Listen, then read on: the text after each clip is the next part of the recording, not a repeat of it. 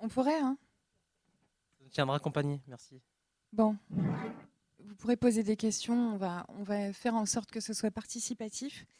Alors bonjour à tous, merci d'être venus à cette table ronde avec un sujet aussi stratégique qu'humain.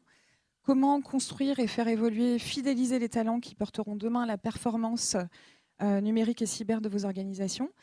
On parle beaucoup de pénurie. D'ailleurs, il y a un rapport de l'Institut Montaigne qui vient de sortir avec pas mal de préconisations qui invitent notamment à valoriser les parcours hybrides. Ça, on va en parler. Voir quelles sont les difficultés aussi à bien comprendre les moteurs, les profils et les attentes, les réalités du terrain qui ne sont pas forcément celles du rapport Montaigne.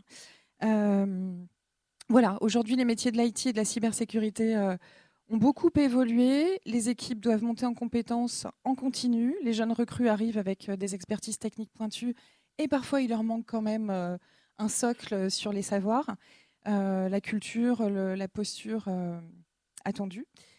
Dans ce contexte, comment on va détecter les bons profils sans chercher systématiquement un mouton à cinq pattes? Comment faire émerger les potentiels d'un collaborateur au-delà de son diplôme?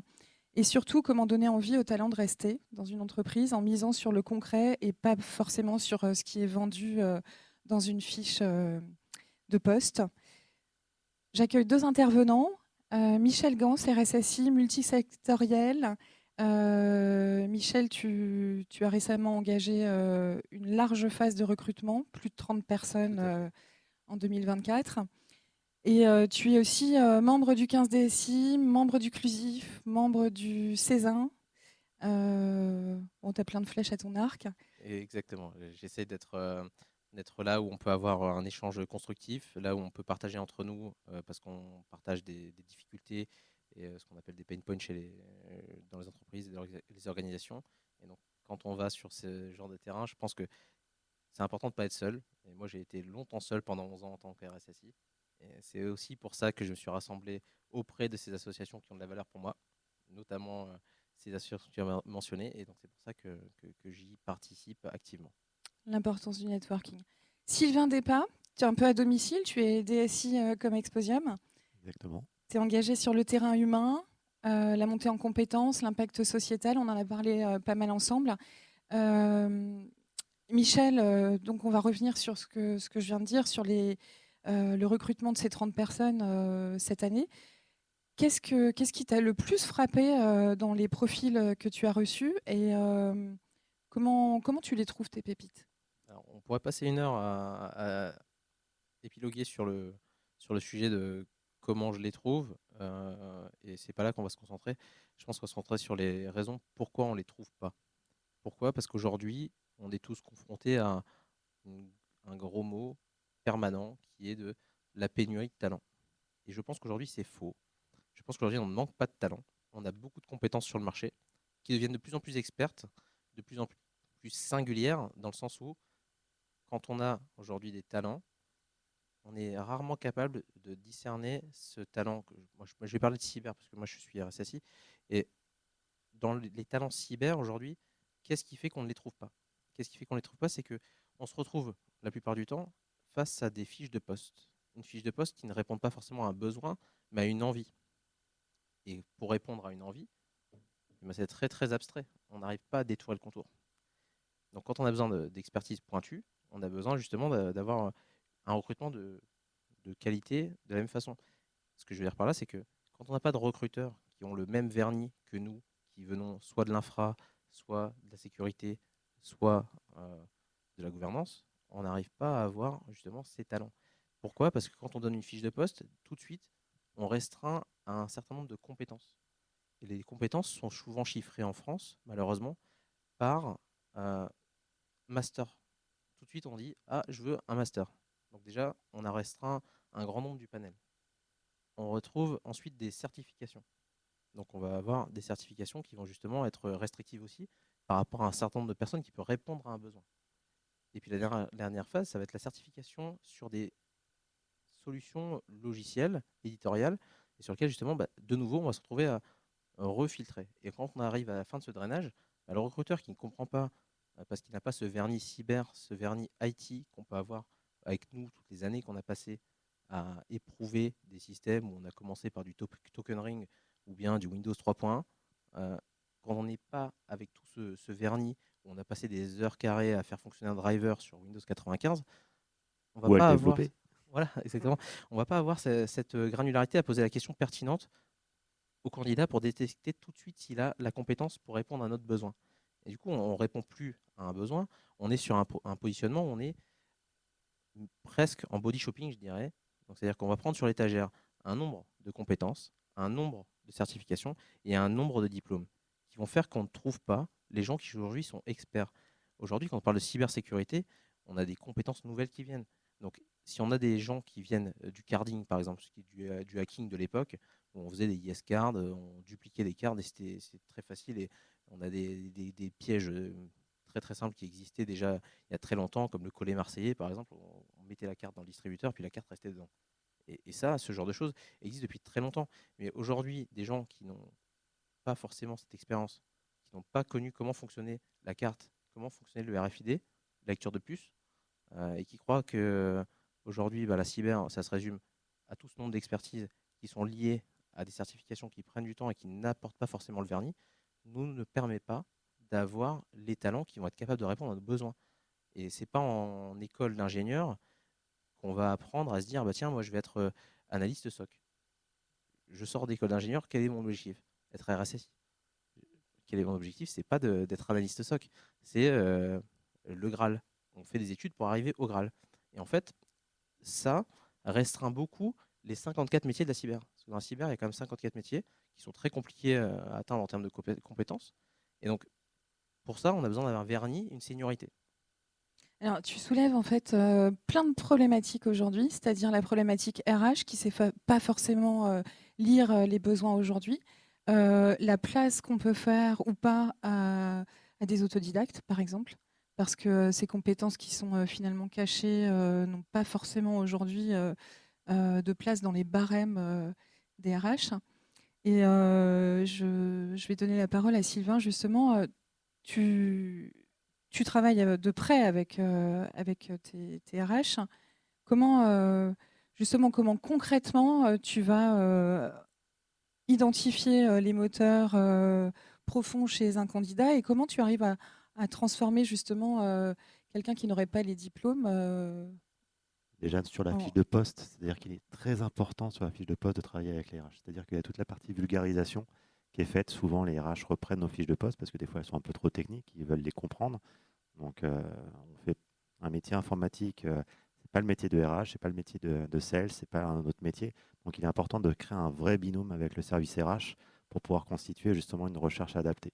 Ensuite, au niveau des entretiens, souvent je les fais avec les RH justement pour pouvoir adapter les questions et pour pouvoir détecter justement ce que les RH ne vont pas forcément détecter. C'est-à-dire que comme tu le précisais, alors, nous des fois on a des personnes qui vont au-delà de la fiche de poste et donc ils n'ont pas forcément de master, ils vont quand même proposer. Sur une erreur, ça peut passer, hein, comme certains disent. Hein, voilà. Donc certains testent quand même. Et donc il est important justement de ne pas fermer la porte et de pouvoir justement les détecter, de détecter leur envie et de détecter justement ceux qui ont envie d'apprendre. Parce que comme tu le précisais, Michel, c'est-à-dire qu'il est très important de transmettre aussi les compétences et les connaissances que les gens n'ont pas forcément acquis parce qu'ils n'ont pas l'expérience que nous pouvons avoir. Et donc, il est très important de leur montrer justement comment on peut les accompagner.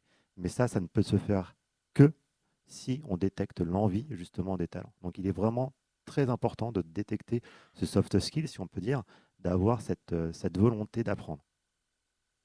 Et Michel, comment justement tu évoquais un manque de culture de base chez les jeunes talents quand on a préparé cette table.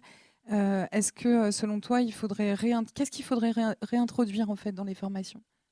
Il y a une thématique qui me tient particulièrement à cœur parce que moi, je suis très jeune, je n'ai que 35 ans. Et j'ai malgré ça grandi avec des Thomson TO9, des Atari, et puis la chance de pouvoir bosser sur du token ring à l'époque et Ça, d'avoir c'est des trucs de vieux hein, quand même. des Hein. trucs de vieux, Ouais. Ou de effectivement, geek. ou de geek dans mon background, et finalement m'ont permis de comprendre cette genèse de l'informatique qui aujourd'hui, je pense, est très importante. Pourquoi? Parce qu'aujourd'hui, quand on explique que Linux fonctionne de base sur de la verbose et plutôt sur des commandes, on va quel est le sens d'une commande? Le sens d'une commande, c'est très simple. Par exemple, si on prend Windows, Windows, qu'est-ce que ça veut dire? Windows R, qu'est-ce que ça veut dire Windows E? La touche Windows plus le bouton E, ça veut dire quoi? C'est très simple pourtant. Ça veut dire Windows plus Explorer, donc on relance un Explorer. On est sur Windows R, on est sur une exécution de commande, donc un run. Et qu'est-ce qu'on va demander au noyau du système? C'est des choses très très simples. Et cette simple genèse qui n'est pas transmise dans les écoles parce qu'il y a faute de temps, on se retrouve avec des gens qui exploitent des choses avec brio. Et moi, j'ai la chance de bosser avec des jeunes qui savent faire. Et en fait, ces gens qui savent faire ne connaissent pas comment et pourquoi ils le font. Donc aujourd'hui, moi, ils trouvent très intéressant quand je leur explique pourquoi on fait ce type de commande. Qu'est-ce que veut dire dev MGMT? Ils ne savent pas. Et en fait, ils sont très contents de comprendre. Alors, en amont, ça veut dire que vous avez aussi peut-être à vous engager auprès des écoles pour aller ajouter des briques de connaissances. Effectivement, et ça c'est aussi une des parts que je valorise beaucoup dans les associations dans lesquelles je suis membre et participant. C'est par exemple le 15 DSI, on est une association sur laquelle on partage beaucoup et on sponsorise des écoles. Donc on sponsorise aujourd'hui 4 écoles, je crois. Euh, il y a 2 semaines, on avait le tournoi des Ovalie.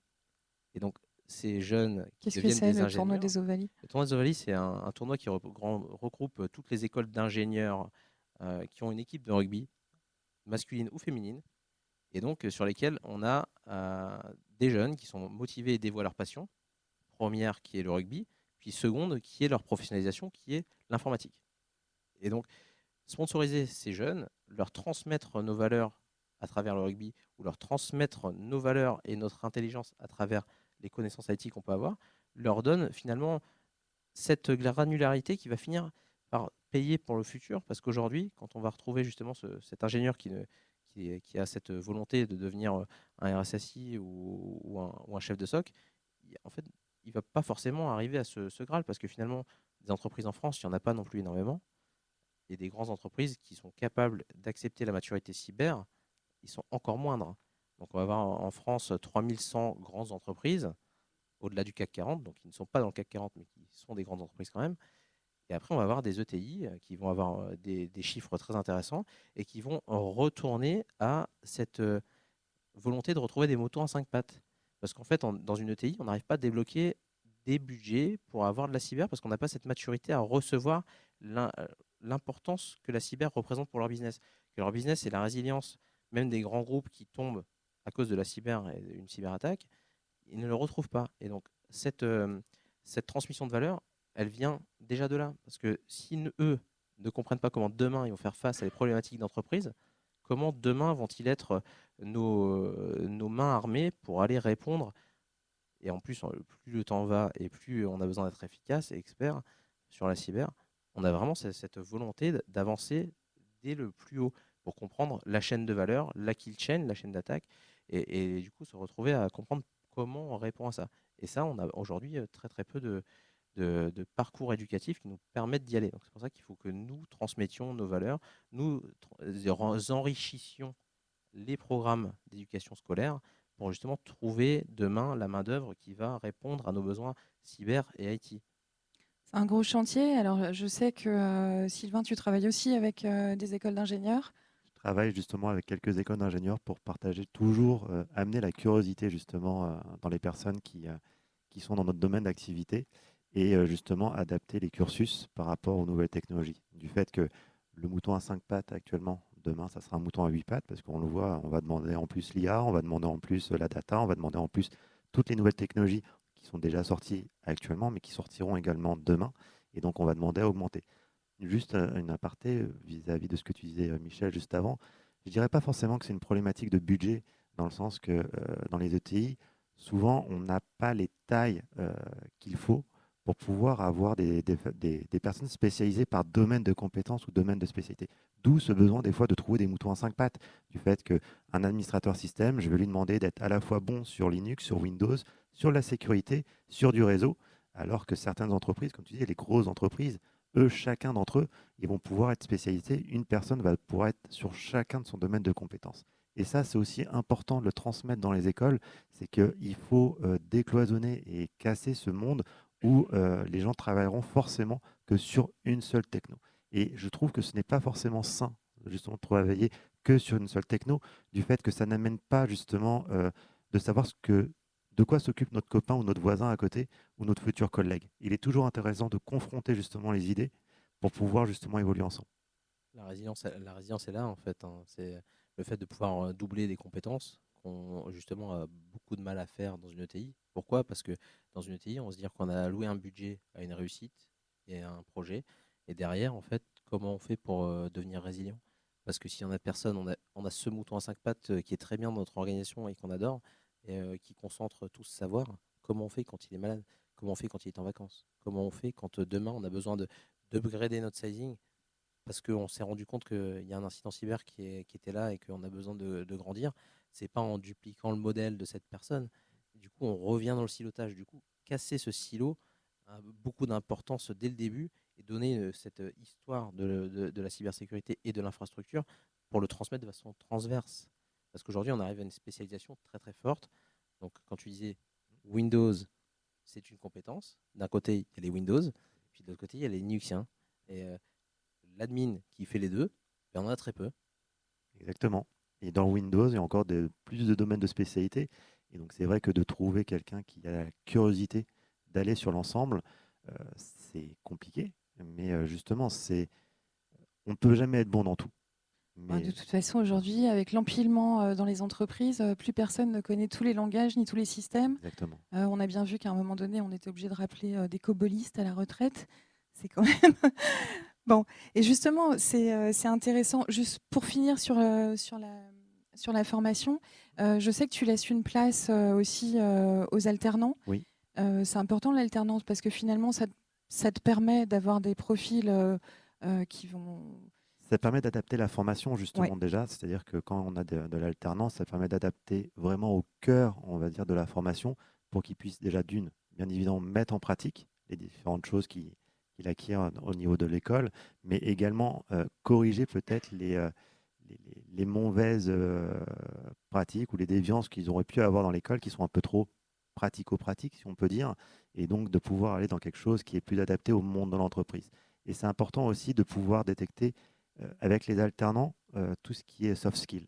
C'est-à-dire que ça permet vraiment de savoir si la personne s'intègre dans le monde du travail, avec les collaborateurs, avec les collègues, et de pouvoir justement, une fois que l'alternance est finalisée, peut-être lui proposer un CDI, du fait que c'est toujours plus facile d'enrichir quelqu'un qui est déjà présent et de pouvoir encore construire quelque chose d'autre avec lui. Justement, à tous les deux, comment vous... j'ai envie aussi de parler de la période d'essai à ce moment-là parce que c'est important. Et comment vous, vous décelez les soft skills chez les candidats? Quelle place vous donnez à l'intuition? Puisque là, on est en dehors du parcours et du diplôme. Euh, comment tu fais, Michel, là-dessus? C'est encore une fois là où on revient à cette compétence du recruteur finalement. Pourquoi? Parce que cette compétence du recruteur ne va pas avoir la pertinence de demander une liste de questions qu'on va avoir lui délivrer dans une fiche de poste. Derrière, nous, on va avoir cette connaissance transverse qui va nous permettre de détecter justement ces soft skills et ces skills techniques. Pourquoi? Parce que si un recruteur a une liste de questions qui vont dans le même sens, il va pas savoir que, en fait, avec moins de questions, il va pouvoir arriver au même but de savoir si la personne est capable ou pas de répondre à notre besoin. Ce que je veux dire par là, c'est que si on demande à un administrateur, comme tu disais, euh, on prend un administrateur, on lui demande d'être capable d'administrer un système Windows. Il est administrateur système depuis X années et il sait faire.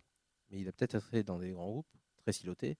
Du coup, il n'a peut-être pas cette polyvalence de monter un Active Directory de bout en bout et savoir que dans l'Active Directory, il y a X dizaines de services qui vont être du serveur DNS à la PKI de Windows, alors qu'aujourd'hui, on a plutôt des technologies qui nous permettent d'aller recertifier automatiquement. Et je parle de ça parce que c'est un sujet qui arrive très très vite.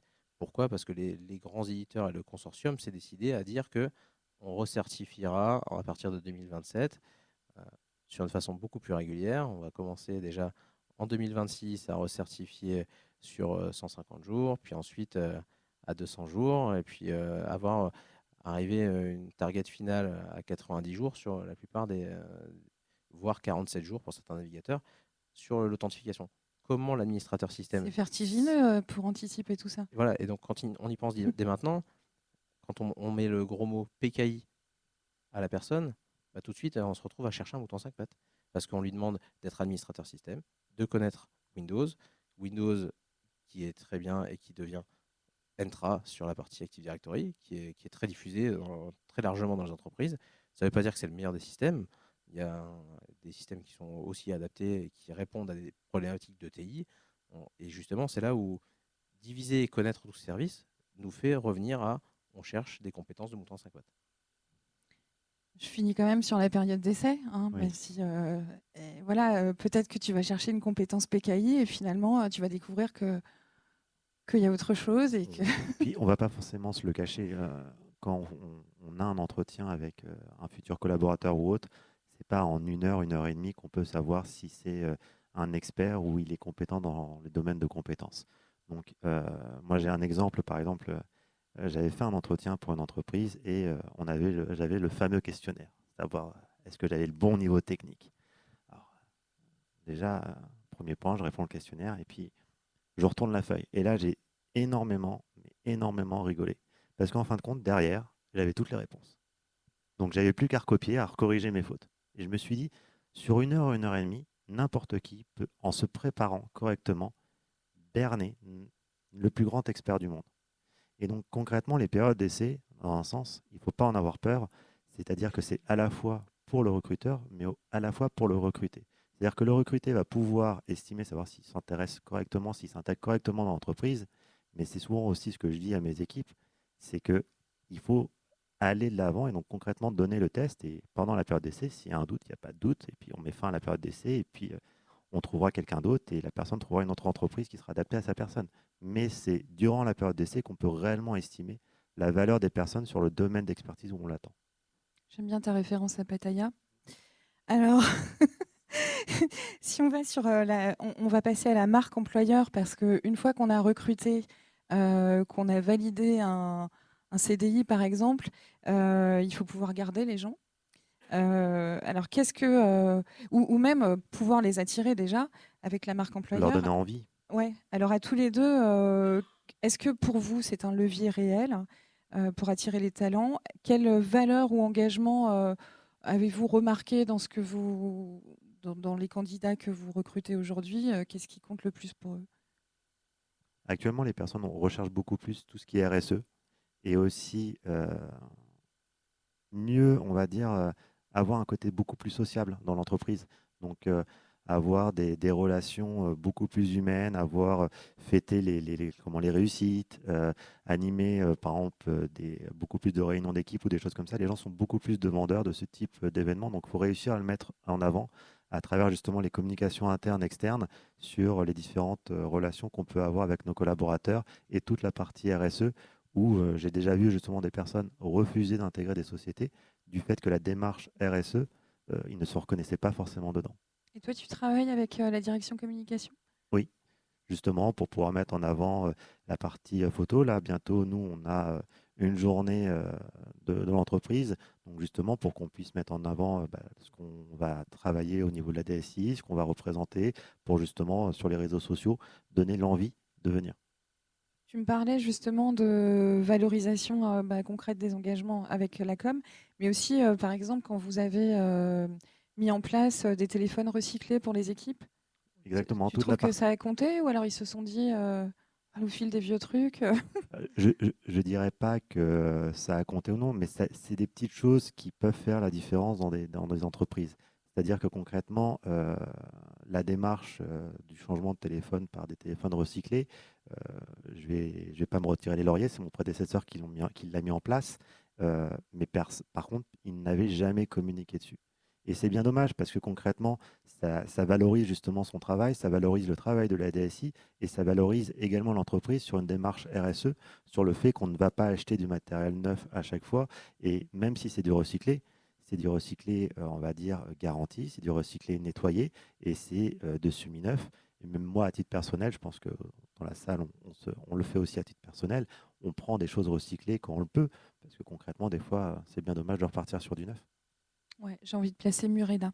Regardez, C'est un smartphone open source et ils ont un contrat avec Fairphone. C'est pas mal du tout, c'est dégooglisé. Bref, ça répond à d'autres valeurs pour ceux qui ont Souveraineté qui- notamment. exactement, et puis tout simplement envie de protéger sa vie privée. Ça peut faire partie, justement, les jeunes générations sont peut-être plus sensibles à ça, je ne sais pas. Justement, Michel, est-ce que toi, là, tu as recruté 30 candidats en 2024, qu'est-ce que tu vois dans leurs attentes? Alors cette fidélisation, elle a vraiment du sens aujourd'hui, parce qu'aujourd'hui, on a passé l'étape de un candidat a envie d'intégrer une société où il a envie d'aller jouer au baby avec ses potes, parce qu'en fait, le monde de l'entreprise n'est pas le monde des amis. On a un objectif, un delivery, un service auprès du métier. Et en fait, cette expertisation de la compétence amène le fait d'être le plus loin du métier de cœur qu'on a. C'est-à-dire servir le business, c'est la priorité. Protéger le business, c'est l'autre priorité. Et donc, quand on a je pense, cette valorisation de l'entreprise qui dit que eh ben, nous, on fait comme vous aimeriez faire dans vos valeurs, on a ce clivage qui se fait. On a ceux qui sont là pour un salaire, et puis on a ceux qui sont là pour l'entreprise. C'est pas les mêmes? Et c'est pas les mêmes. C'est pas les mêmes. On a une motivation qui est très différente. On a une objectivation qui sera différente. Et c'est là où justement, quand on parlait en préparant cette table ronde de personnes qui sont là pour servir le business, on ne recrute pas un sales comme on recrute un RSSI. Pourquoi? Parce que le RSSI, c'est un mouton à 20 pattes qui connaît peut-être les 54 métiers de la cyber dont il a besoin pour s'armer et qui va les couvrir et qui va compenser lui-même, seul, en général seul, même si on est de moins en moins seul en tant que RSSI, et qui va se retrouver justement dans cette fiche de poste qui est très difficile à définir parce que justement il y a tellement de compétences attendues que faire matcher finalement le soft skills va être primordial dans l'intégration dans la société et comment il va pouvoir évangéliser. Pourquoi évangéliser? Parce que pour faire de la sécurité, il faut créer de l'adhésion. Sans adhésion, il ne se passe rien parce qu'on cherchera toujours un moyen détourné de faire ce qu'on a envie de faire parce que c'est humain. Et c'est humain de vouloir atteindre son but. Mais c'est humain aussi du coup de vouloir contourner la limite et aussi de la franchir. Donc cette fiche de poste qui est très clivante et ces valeurs d'entreprise qui sont très clivantes également vont définir deux axes qui vont être très difficiles à décerner chez un candidat. Et c'est là où justement la qualité du recruteur va être mise en avant. Donc, on fait encore appel à l'intuition là-dessus, quand même. On fait appel à l'expérience. Et à L'expérience. l'expérience. Puis la fiche de poste, je pense que si on voulait rentrer dans tout le détail de savoir-faire sur un RSSI ou autre, je pense qu'on pourrait écrire une bible sans problème pour rentrer dans le détail au niveau des métiers, de l'expertise qu'on demande. Donc c'est vrai qu'il est très très important d'avoir cette patte, on va dire, cette expertise, ce retour d'expérience qui permettent de mettre en avant justement les soft skills qu'on recherche, parce que c'est plutôt cette partie-là qui est importante, et on va dire vraiment les quelques données importantes à mettre en avant sur les domaines d'expertise qu'on recherche. Et ensuite, c'est de pouvoir jouer, comme tu le disais tout à l'heure, un peu avec les cartes que l'on a quand on a la personne en face de nous. C'est-à-dire, chaque personne va se lever le matin pour une raison différente. Et donc, c'est quand on a le candidat en face de nous, c'est détecter la raison pour laquelle on va lui donner envie et de pouvoir mettre en avant que, justement, on a possibilité de mettre en avant cette carte. Que ça soit la rémunération, que ça soit la partie démarche de l'entreprise. Je pense que la rémunération aujourd'hui n'est plus vraiment le driver premier de la fidélisation. Je dirais que ça dépend de la génération qu'on a en face de nous. C'est-à-dire que on ne va pas embaucher un millénial comme on va embaucher quelqu'un qui est de la génération X ou Y. Et donc concrètement, ça dépend vraiment des personnes qu'on a en face de nous. Il faut savoir justement quelle carte on doit mettre en avant. Certains, comme tu le précises, vont mettre au-dessus de tout l'entreprise. Et donc concrètement, de montrer qu'il va travailler pour un tout et pour quelque chose qui le dépasse, ça lui suffira pour venir. D'autres personnes, il faudra mettre en avant plutôt les avantages sociaux. D'autres personnes, ça sera la partie RSE. D'autres personnes, ça sera le côté communauté qu'on peut avoir dans l'entreprise. Et donc, c'est vraiment de jouer sur ces différentes cartes pour lui donner envie et ensuite de pouvoir le manager. Parce que concrètement, une fois qu'on l'a, c'est de le garder. Et donc, de pouvoir justement continuer à le manager au quotidien en mettant en avant la carte qui l'intéresse, c'est ça qui est important. C'est là où la pédagogie, je pense, est très importante parce que quand on apprend, on a une volonté de devenir de plus en plus expert sur un sujet. Et donc, quand on apprend, on a cette curiosité qui vient intrinsèquement à l'apprentissage. Et vu que l'informatique, c'est être, je pense, le moins en retard sur ce qui s'est passé hier en termes de nouvelles technologies, travailler à combler ce gap est tellement grand pour ceux qui ne viennent pas de la technologie que si on arrive à créer cette émulation continue d'apprentissage au-delà des dispositifs sociaux qui peuvent être un sujet et qui sont un sujet dans la majorité des entreprises, on arrive à créer en fait cet enthousiasme et cette passion pour les gens qui ne font pas forcément ce métier par passion, mais qui ont quand même cette expertise. Et donc c'est eux qu'il faut valoriser aussi sur cette partie-là, même si c'est pas forcément, je dirais que c'est un peu polémique de le dire, mais de dire que quelqu'un est dans l'entreprise pour gagner sa croûte, c'est une chose. De quelqu'un qui se démène pour l'intérêt de l'entreprise, c'en est vraiment une autre. Et c'est vraiment très distinguant. Moi, je suis dans une entreprise en croissance et du coup, on voit vraiment les profils qui vont finalement nous servir, je dirais, à atteindre notre objectif et ceux qui vont être dans la continuité du développement de notre objectif. Et c'est là, c'est très très clivant finalement. Et on a besoin de ces deux types de candidats. Et c'est là où c'est très difficile de dire, mais attends, mais moi je suis pas motivé à prendre quelqu'un qui est peu motivé.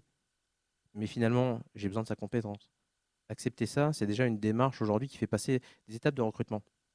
Et aujourd'hui, cette étape de recrutement, comment notre appétence à recruter quelqu'un de compétent va réussir à mettre de côté le côté émotionnel sur lequel on n'a pas senti cette motivation, mais on a quand même besoin.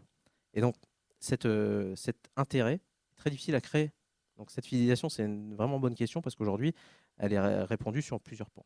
Mais Je comme pense tu que le quand dis, on a conscience aussi d'avoir des profils uniques, très forts, on a envie de faire des efforts au-delà de ce qui serait fait dans d'autres métiers, j'ai envie de dire. Hein. Je pense à quelqu'un qui s'occupe, qui gère la red team de la Banque de France. Il est plutôt autodidacte. Il a un bureau de 70 mètres carrés avec une imprimante 3D, des bons becs. Voilà. C'est quelqu'un qu'on soigne. Et tu m'as fait une passe là tout de suite pour l'innovation. Il faut qu'on avance un petit peu. Je voudrais vous poser des questions sur notamment la santé mentale. Et là, sur les nouvelles compétences, parce que Michel, on avait parlé de l'IA. Aujourd'hui, quelles compétences hybrides il faut développer pour mieux l'intégrer aujourd'hui? Il y a des opportunités business. Est-ce que tu vois dans les candidats des... Eh ben, c'est là où justement la cohérence de passion et de dévouement va prendre tout son sens. C'est-à-dire que quelqu'un qui aujourd'hui a un expert IA n'est pas défini dans un critère de compétence certifiée. Mais par contre, ça va être un vrai passionné parce qu'il va vouloir innover, il va découvrir de nouvelles technologies par lui-même. Ce ne sera pas marqué forcément sur son CV, donc ça va être très difficile justement de recruter un besoin. Si on a un besoin dans une équipe où on va vouloir quelqu'un qui a une expertise forte en IA, comment on fait pour le recruter? Parce qu'aujourd'hui, vous et moi, on va avoir nos petits modèles externalisés, LLM, sans agent, qu'on va avoir Mistral sur notre poste, et puis qu'on va Mm. essayer de faire quelque chose d'intelligent avec, et puis voir qui est très intelligent, puis le monétiser. Et puis finalement, on va se retrouver avec comment on trouve ça sur un CV. Moi, je ne suis pas encore prêt à marquer sur mon CV que j'utilise de l'intelligence artificielle pour justement objectiver hors de l'émotion les recrutements que je fais. Mais je fais des notations avec mon moteur local que j'ai sur mon poste, sur lequel quand je fais des visios, eh ben, j'ai le candidat qui s'entretient avec moi. Je vais lui poser quelques questions et puis il va y avoir des déclencheurs qui vont dire quel est ton niveau de compétence sur Dora par exemple. Dora qui est une réglementation bancaire qui arrive avec beaucoup de résilience, qui n'est pas forcément qui est perfectible. Et ben, l'IA va me donner une note objective que j'aurais préparée et qui va me dire hors de l'émotion et de la façon dont le présenter, quel est son niveau par rapport aux réponses aux questions et les attendus d'une compétence Dora. Et donc c'est là où justement l'innovation ne sera pas mise à profit chez les candidats. Pourquoi? Parce qu'ils ne vont pas le retrouver sur leur CV. Donc, allez le vendre auprès d'une entreprise qui a besoin. Comment on fait? Et aujourd'hui, on n'a pas cette solution. Ouais. Et c'est bien parce que je trouve ça très très bien parce que c'est-à-dire qu'on est dans l'innovation et on est aussi dans la transformation de l'IT aujourd'hui.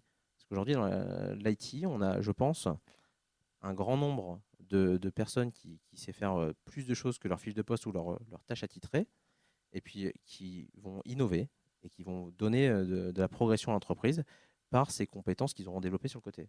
Oui, surtout que c'est très très nouveau Et c'est si on très très parle nouveau. d'IA. Donc, Oui, puis il faut surtout qu'ils se sentent écoutés. Voilà. Parce que justement, c'est-à-dire que les personnes qui innovent souvent partent des entreprises parce ils ont la sensation de ne pas être écoutés, de ne pas pouvoir mettre en pratique justement ce qu'ils apprennent à côté ou sur leur temps libre ou autre. Et donc c'est important aussi pour les personnes, les talents qui innovent, de les écouter justement vis-à-vis de tout ça. Je pense que c'est assez français d'ailleurs.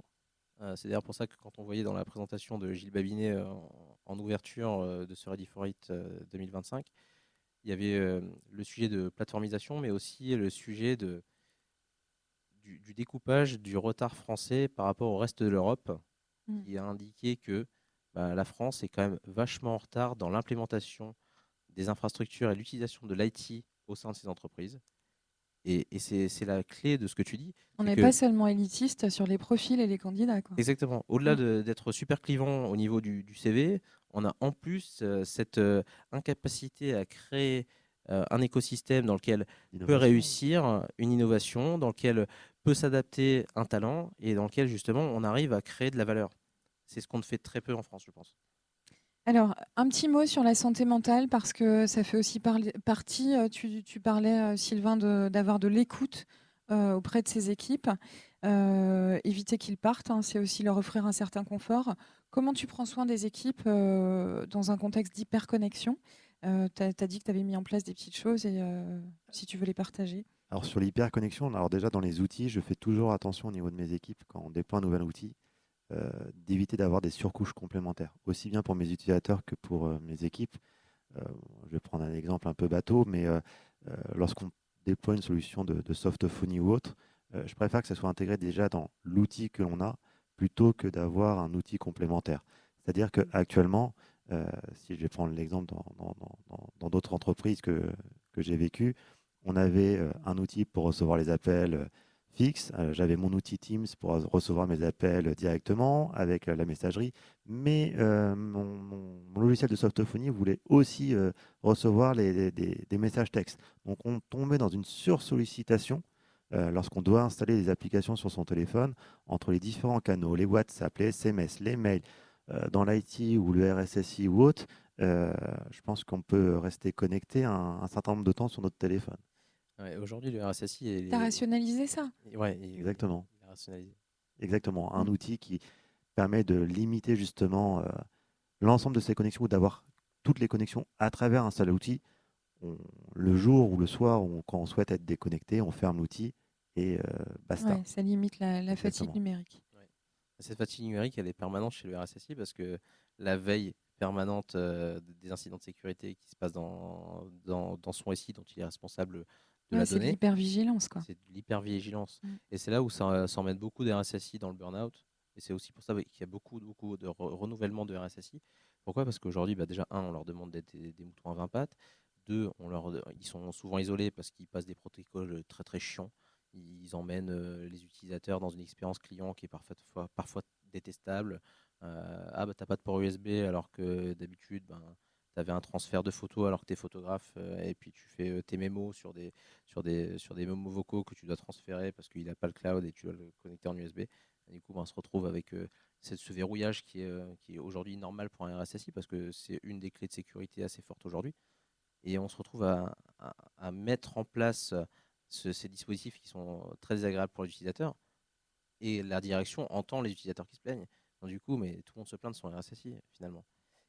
Réussir à amener une certaine cohérence à ça et ne pas isoler le RSSI dans cette sursollicitation, que ce soit de l'extérieur ou bien de l'intérieur, pour résoudre tous les problèmes de sécurité, ouvrir toutes les portes qu'il ne doit pas ouvrir, et puis ouvrir aussi des dialogues pour essayer d'évangéliser et créer cette adhésion, ça le met dans une situation qui est très difficile. C'est pour ça que c'est un métier où les gens sont difficilement fidélisables parce que justement cette résilience intrinsèque de détacher le fait que il se prend des baffes par sa direction en permanence pour obtenir des budgets, il se prend des baffes en permanence pour déployer ses politiques, il se prend des baffes en permanence parce qu'il a des problèmes de sécurité, il a 50 Russes par jour et 40 Chinois, et puis les autres du reste du monde qui ne s'est pas identifié, qui viennent tous les jours le harceler.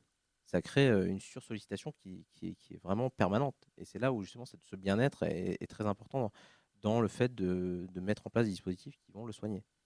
On va finir là-dessus, on va conclure. Je ne sais pas si vous aviez des questions, mais j'ai pas trop le temps pour prendre les questions. Je vous propose de retrouver les intervenants après. En conclusion, moi, ce que je retiens de nos échanges, c'est que voilà, le vrai défi aujourd'hui, c'est pas uniquement de trouver des talents, c'est aussi de les comprendre, les détecter, les faire grandir, créer des conditions pour leur engagement. On peut plus se contenter de cocher des cases sur un CV, hein, on a bien vu, il faut reconnaître des potentiels au-delà du diplôme.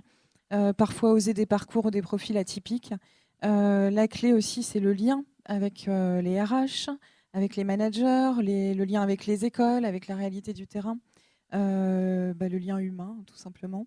Et puis garder en tête que les talents, ça ne tombe pas du ciel. Donc ça se construit dans la durée, avec clarté, dans la confiance et un peu d'intuition aussi. Voilà. Eh bien, on pourrait faire. On avait d'autres choses à dire, mais on va rester sur le timing prévu. On peut prendre une petite question ou deux si jamais il y en a. Ce sera en dehors de l'enregistrement, j'imagine, parce qu'on dépasse le format. Mais vas-y, pose-nous une question. Viens.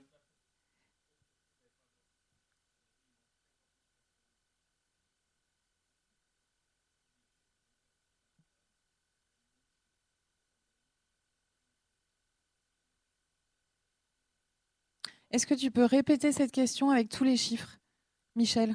Je sais que tu as une compétence là-dessus.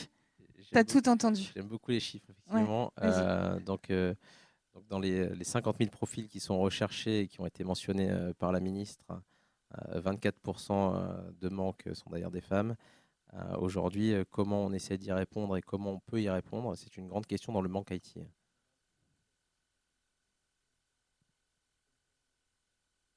Une initiative filles mathématiques. Oui, elle essaie de promouvoir justement le côté féminin sur tout ce qui est bac scientifique notamment, Ouais. pour pouvoir justement amener justement cette partie dans le côté féminin. Après, j'aurais tendance à dire on devrait être sauvé du fait qu'on va demander normalement maintenant à nos maternelles de pouvoir décider tout de suite leur niveau d'études. Donc on devra détecter beaucoup plus rapidement justement le savoir-faire. Oui, l'inclusion, c'était un axe de réussite et très important aussi. La reconversion, on n'a pas parlé de tout ça, mais en fait, dans le format imparti, c'est pas possible. On pourrait y passer 2 heures, effectivement. Oui, c'est ça. En tout cas, l'Institut Montaigne, je rappelle qu'ils estiment 845 000 personnes à former d'ici 2030. Alors là, je ne sais pas comment on va faire, mais bon. Mais ça passe forcément par de la reconversion, de l'inclusion. Voilà. Aller enseigner dans les collèges, les lycées, et peut-être plus tôt, comme tu disais, Sylvain. Et donner la chance aux curieux. Il y a des, comme tu disais, il y a des personnes qui ont fait peut-être des écoles de marketing ou autres qui veulent venir chez nous. Ouais. Oui, et aujourd'hui, on voit qu'on recrute en interne dans des entreprises, on reconvertit des comptables en auditeurs, des auditeurs en experts cyber. On a cette transformation qui est en place. Je l'ai vécu dans des groupes dans lesquels j'ai œuvré, et c'est une réalité. C'est avoir une connaissance de l'entreprise pour aller recéter des actions ou des tâches. C'est une chose qui est aujourd'hui largement possible, si jamais on a cette petite compétence cyber. Mon dernier admin fonctionnel était un comptable justement qu'on a fait promouvoir sur la partie admin fonctionnel ERP. Ça reste cohérent du coup. Il y a une autre question avant qu'on se fasse virer de la salle? Oui. Attendez, je vais vous approcher le micro. Vous avez parlé de recrutement, de CDI. Moi, je constate une petite épidémie de freelance. Qu'est-ce que vous en pensez? Est-ce que vous avez vu aussi ce phénomène et qu'est-ce que ça induit, d'après vous? Alors, j'ai une grande réponse, mais on va faire court.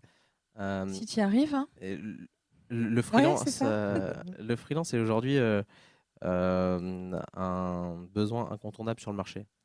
Pourquoi? Parce que c'est l'évolution de la valorisation de compétences. À côté de ça, c'est aussi la dévalorisation des compétences de seniors. Donc la plateformisation de compétences va faire que beaucoup de gens qui n'ont pas de valeur ajoutée immédiate vont vendre leurs compétences et également facturer le temps d'apprentissage. Et ça, c'est un problème parce que du coup, une entreprise va prendre un pari de prendre quelqu'un qui est moins compétent, mais qui sur le papier l'était, qui va se proposer à un tarif peut-être moins important qu'un vrai senior, qui a cette vraie expertise transverse et qui va être capable de répondre à plus de problématiques transverses dans une entreprise, qui vont justement aujourd'hui être disponibles sur des plateformes de profil. Et ça, c'est un grand débat. Pourquoi ? Parce qu'aujourd'hui, moi, je pense que l'expertise as a service, elle est utilisable à sa juste valeur. Et le problème, c'est qu'on va prioriser des tarifs et donner la chance à un tarif de réussir. Et là, on ne va pas parler de compétences, mais seulement de tarifs. On va avoir listé ses compétences en body shopping, comme je disais, et on va arriver à est-ce que le tarif match avec mon expectation budget ? Et cette attente budgétaire va réduire finalement la compétence intrinsèque d'un vrai expert qui a passé 15 ans pour devenir expert et vendre instantanément cette valeur et apporter cette valeur à l'entreprise, là où quelqu'un qui a été juste formé va essayer de la vendre peut-être moins cher, mais qui n'est pas capable d'apporter cette valeur immédiate. Et je pense qu'aujourd'hui, quand on est un freelance, il faut se rappeler qu'on est un entrepreneur qui a une valeur à fournir immédiatement. Donc fournir cette valeur immédiatement, aujourd'hui, c'est un gros problème dans les recrutements que j'effectue. C'est que je me retrouve à travailler avec pas mal de freelances, effectivement. Et ces freelances, il y en a qui, justement, se proposent freelance et qui n'ont pas cette expertise, et d'autres qui l'ont. Merci Michel. Réponse courte. On va finir là-dessus. Voilà. Merci beaucoup. C'était une réponse courte, je pense. Merci d'être venu et merci d'avoir participé à vous deux. Merci à vous. Merci à tous.